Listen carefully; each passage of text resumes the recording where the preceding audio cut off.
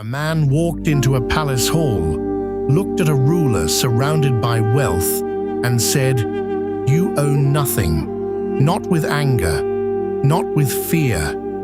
He said it the way a doctor names a fact, and the ruler did not throw him out. He listened. The hall was full that day. Advisors stood along the walls. Servants moved quietly near the doors. The ruler sat at the center of it all, and someone had just finished telling him how fortunate he was, how his storehouses were full, how his armies were strong, how his name was known far and wide. Ibn Semmak was there. He was not a soldier. He was not a minister. He was a man known for speaking plainly, a man people brought to gatherings because his words had weight. He had heard the congratulations. He stood still. He was thinking of a cup of water. The congratulations continued for a while. Different voices, different words, but the same idea each time. Look at what you have. Look at how much you have been given. The ruler accepted this quietly. He nodded. He did not look uncomfortable. This was normal. This was what gatherings like this sounded like. Ibn Semmak waited. He did not interrupt. He let the words settle. Then, when there was a quiet moment, he stepped forward. Not dramatically, not loudly. He simply moved closer to the center of the room, and the hall grew quieter on its own. The way a room does when someone is about to say something real. He did not begin with a challenge. He began with an agreement. He said, "Yes, you have been given much." He named the armies. He named the lands. He named the harvests and the storehouses. He said all of it plainly, without sarcasm, without any tone that would make the ruler feel attacked. He was building something, and he was building it carefully. The ruler was listening. The advisors were listening. The room was very still. Ibn Semmak had a quality that made people pay attention, not because he was loud, but because he was unhurried. A man who is unhurried usually knows where he is going, and the people in that hall could feel that he knew exactly where he was going. Then he paused. He let the list of blessings hang in the air, and then he said, "But I want to ask you about two blessings that no one here has mentioned. Not one person in this hall has named them, and yet without them, everything else you own becomes worthless today, not tomorrow. Today." The ruler leaned forward slightly. This was not what people usually said in palace halls. People in palace halls named things you could see and count. They did not speak of invisible blessings.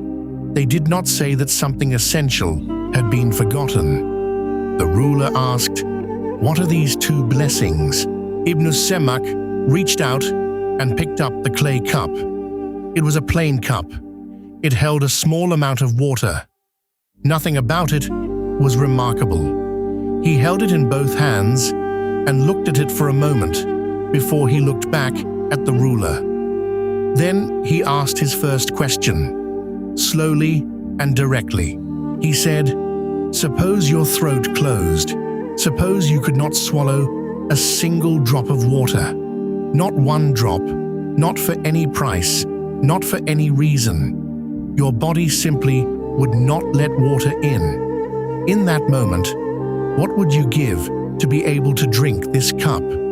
What is this cup worth to you then?" The hall was silent. The ruler did not answer immediately. He sat with the question. And the question was not difficult to answer. It was difficult to face, because every person in that room knew the answer. If your throat closed and you were dying of thirst, you would give everything, every soldier, every storehouse, every acre of land. The ruler said it. He said, "I would give the whole kingdom for it." and he meant it. He was not being poetic. He was being honest, the way a person is honest when the answer is so obvious that pretending otherwise would be embarrassing. He would give the whole kingdom to drink 1 cup of water. Ibn Semmak nodded. He set the cup back down on the low table. He did not say anything for a moment. He let the ruler's own words fill the room. The whole kingdom for 1 cup of water. He let everyone hear that. Then he said, "Good. Now the second blessing." He said, "Now suppose the water goes in, but it cannot come out. Suppose your body holds everything inside and nothing moves, nothing releases, and you are in pain, growing pain, building pain, and no physician can help you. What would you give then? For your body to simply work the way it is supposed to work?" Again, the hall was silent. This was a different kind of silence. The first question had been about wanting something.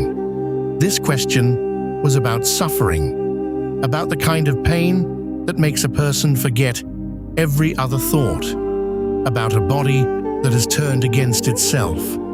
And again, every person in that room knew the answer. The ruler said it again. He said, "I would give the whole kingdom for that too." And again he meant it. He was not repeating himself carelessly. He was discovering something. He was hearing his own words land differently the second time. 2 times the whole kingdom. For 2 things he had woken up with that morning and never once thought about. Ibn Semmak looked at him. Then he said, "So the kingdom you were just congratulated for, it is worth exactly 2 cups of water. No more. That is the price. Not because kingdoms are small, but because the things that make the kingdom worth anything to you at all are already inside your body, and they cost you nothing, and you never count them." No one in the hall spoke. Not the advisors, not the servants near the doors. The ruler sat with this for a long time. Ibn Semmak did not fill the silence. He had said what he came to say. He stood near the table and waited, the way a man waits when he knows the other person needs time to hear something that is true. The ruler looked at the cup. It was still sitting there on the low table. Plain clay, a small amount of water. He had walked past hundreds of objects more valuable than that cup before he sat down today. Carpets, weapons, vessels of silver. He had not looked at any of them the way he was looking at this cup now. Ibn Semmak had not told him to give anything away. He had not told him that wealth was wrong. He had not made any demand. He had only asked 2 questions. But those 2 questions had done something to the room. They had changed what everything in the room was worth, and they could not be undone. The gathering ended the way gatherings end. People moved. Voices came back. Servants opened the doors. But several of the men who had been standing along those walls left that hall differently than they entered it. Something had been named that they could not unname, and it had cost nothing to say it. Just 2 questions and a cup of water. Here is what Ibn Semmak understood that most people spend a lifetime avoiding. The things your body does without asking you, breathing, swallowing, moving, releasing, are not background noise. They are the foundation.